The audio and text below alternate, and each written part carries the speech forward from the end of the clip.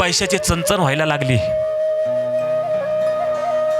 एकच असतं बरं का, आपल्याला पैसे कमी पडलं ना, आपल्याला फक्त बाप आठवतो, यावेळी आई आठवत नाही बरं का.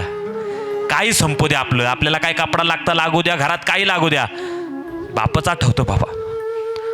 तोच बाप आठवला माझ्या शिवपराजांना, तर कुठून आणायचे पैसे. आता भगिनींनो, लय राग येतो बरं का कोणी माझ्या महाराज साहेबांबद्दल बोललो ना, असं टोचतो मना म्हणे की काय केलं म्हणे बंगुरामध्ये जाऊन.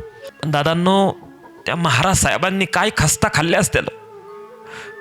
दूरवर राहून एकच माझी एक पत्नी, माझं एक लेकरू गेलंय, त्यांना काही कमी पडलेलं पाहिजे बास. दिवस रात्र एक पिता म्हणून, एक बाप म्हणून झुरणारे माझे महाराज साहेब होते. अरे माझ्या लेकराचे पैसे खर्च झालेत लाल महाल बांधताना पुण्यामध्ये.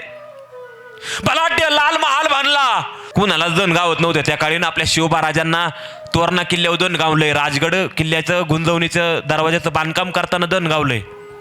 आम्ही सहज बोलून जातो, दादांनो ह्याच्या पाठीमागं लय मोठं राजकारण आहे.